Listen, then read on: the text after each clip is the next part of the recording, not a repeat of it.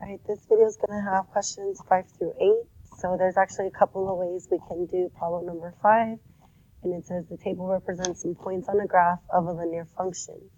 Which equation represents the same relationship? So try point slope form using the last point on the table. So it wants us point slope form. That is y minus y1 is equal to mx minus x1, right? All points are made up of an x and a y, so they wanted us to use the last point. So that'd be this one, right? My x would be x1, y1 would be 8, 1. Okay? So there's actually a couple of ways we can do this. If you looked at your flow chart, you should have gone from here to here and then to here, okay? So now you're looking at these three options for your answer. This one and this one. So this one, this one, and this one. So there's a couple of ways we can do this. The first thing is, let's put the table in, right? So let's clear this out, and let's go on ahead and actually put the table in. So let's put all the points in, right? 2, 4, 4, 3, 6, 2, 8, 1. So how do you add a table? You go here, the table, and then you add all your points. So the first point was 2, 4, 4, 3, 2, 1.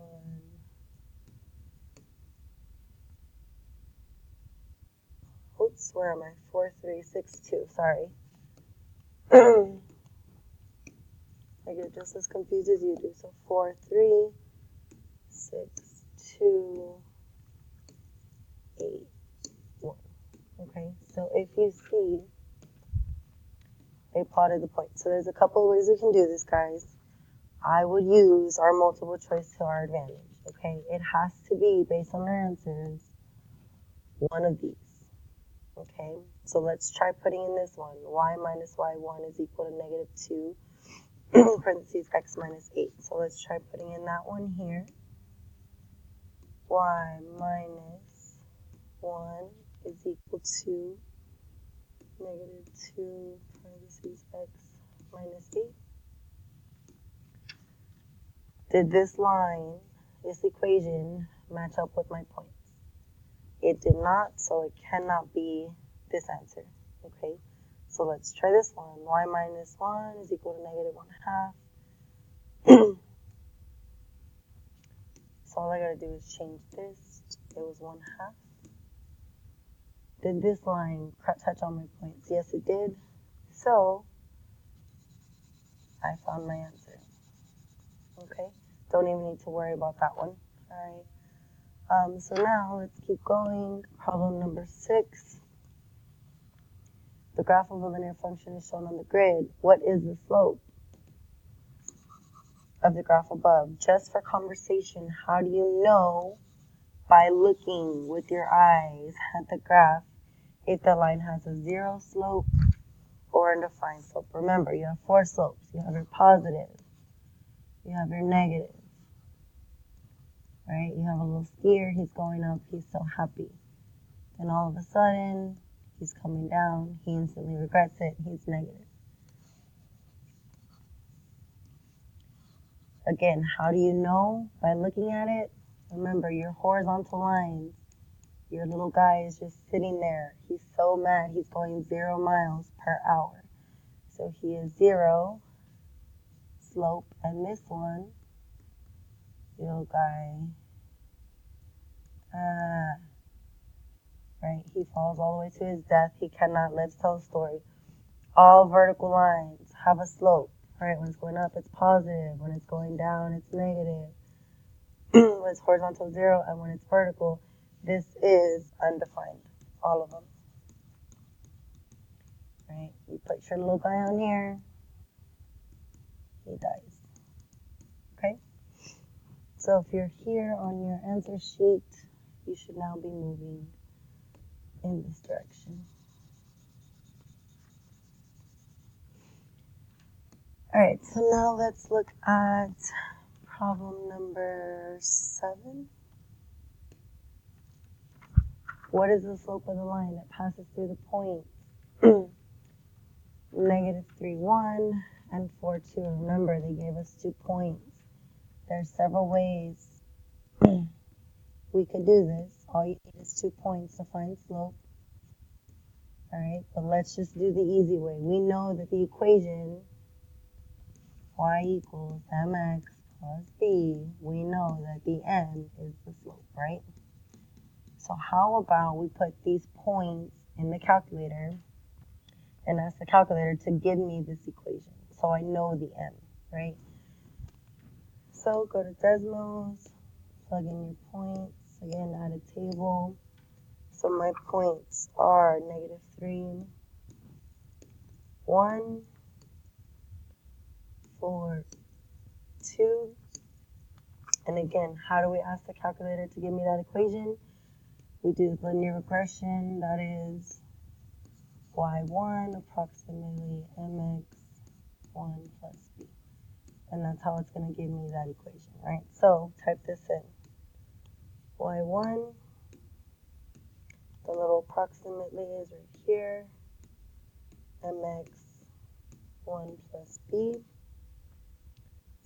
Right, so I put in my equation, and it gives us this m right here. The m is 0.142857. So what is that? 0.18, I forgot this. Oops, 0.142.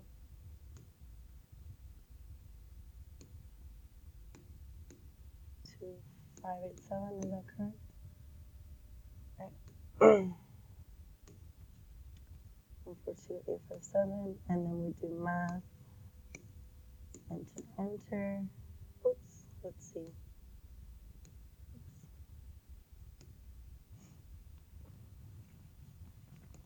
Let's look at my answer choices. So first of all, we can do some process of elimination. These are going to be my answer choices. Here's at a +7, a -1/7, or 1/7. So my slope was, how about this? Let's type in my answer choices. 1/7. Did it give us that decimal? It did. If you notice, 0.1422857, 1.42857, 1.42857. It was a repeating number. That's why the calculator didn't give it to us. I would have had to kept it going. Remember when it's repeating numbers? 2587 forward. 14287. Remember when it's repeating numbers, you have to take it all the way to the end. Math, enter. Oops, I guess I didn't go far enough. Either way, we know that 1/7 is this decimal. It matches. So my answer choice has to be a positive 1/7, right? The number that we got was a positive number.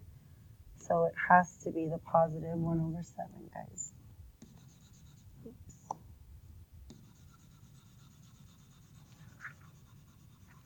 All right, so now let's look at number 8.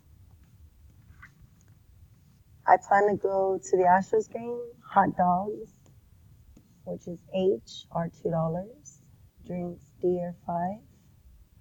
The most I can spend is 25. So the most. Keyword, which inequality represents the situation. Remember, you need to know your variables. So I have variables H and D, right? And is plus. Hot dogs, what number goes with hot dogs? The number 2. What number goes with drinks? That's 5. And the most, what is the inequality that is the most? Remember, when it is the most, it means we cannot spend more than 25. Can we spend 25? Yes. Can we spend 24, 23, 22? Yes. But can we spend 26? No. So it has to be less than or equal to 25. Remember, the most is a keyword to use less than or equal to. So your answer choice here, would be 2 hot dogs plus 5 drinks is less than or equal to 25. So it's this one right here.